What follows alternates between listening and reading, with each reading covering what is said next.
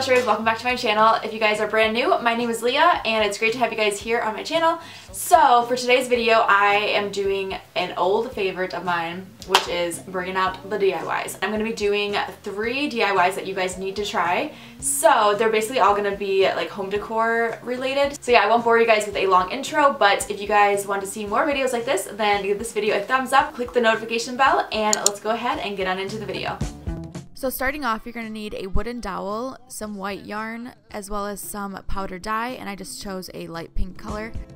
Then you just want to mimic what I'm doing, so I'm just taking strips of the yarn and making, is this a slip knot? I don't even know what this is called. So you just want to keep on making these knots with all of your string, and I ended up using the entire thing of yarn. So once I was done with the entire thing of yarn, I ended up having a really nice amount of string hanging down from my rod.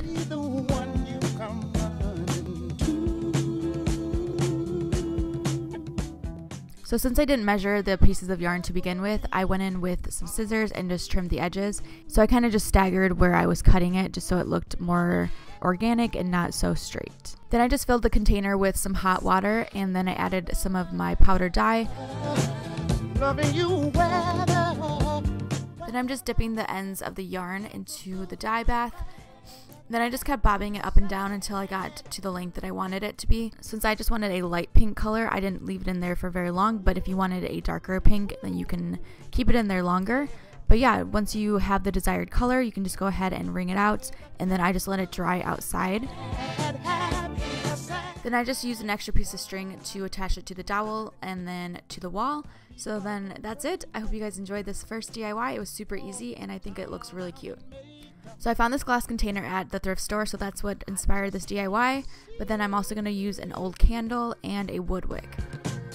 So my jar had a hole on the bottom, so I had to seal that up. So I'm just using a bottle cap and just some E6000 glue to secure it to the bottom so that the candle wax doesn't escape, because that would be a big mess. Then I'm also securing the wood wick to the bottom of the bottle cap and letting that sit there for just like probably 15 minutes.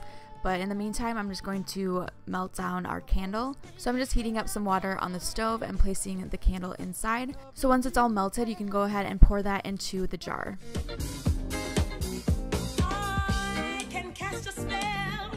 Then you can just go ahead and snip off the excess wick and you have your very own homemade candle.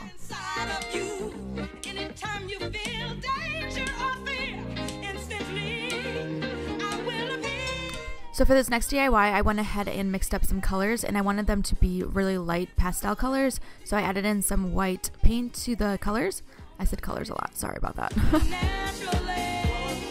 Then one by one, I'm just taking these large wooden beads and painting them a different color. And later on, I'm going to show you guys that this is an optional step, so that if you don't want to paint them and if you want to leave them to their original wooden self, then you guys can do that as well, but this is just an option. Then I'm just taking a bead, some string, and a key ring.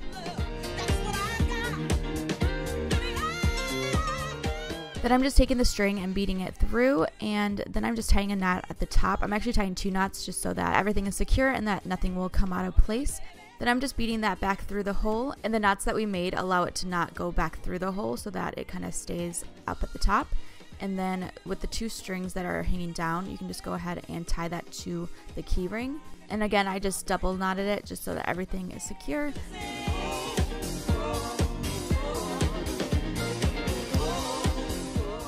So these are what the 4 little keychains look like. We have all the different colors. And like I said before, you can always make these without changing the color of the ball. So I just went ahead and changed out the color of the string. So that's also an option as well. Then I just found these wooden blocks at Michael's, and it came with a set of 3. So I went ahead and used the largest block that came in the pack. And then my dad went ahead and cut in 4 grooves just like this. He used a table saw to do this, so you may want to ask somebody who has a table saw, or maybe just at the hardware store, just ask them to make these holes for you. Then to secure it on the wall, I found these awesome Velcro like sticker things, so then I just used that. Then I just placed the keychains on our little wooden block. And if you guys didn't realize what this is, it's basically just like a little keychain holder. So everyone in your house can have one of these little keychains, and that when they're done with their keys and they come home, they can place it on this little wooden block. So yeah, I just think it's super cute and unique. And I want to know which one you guys prefer, the colorful balls or the just wooden ones. Let me know. I'm actually really curious because I can't decide which one I like better. So I hope you guys enjoyed this little throwback DIY video. I had so much fun making it. Love you guys so much, and I will see you guys in my next video. Peace.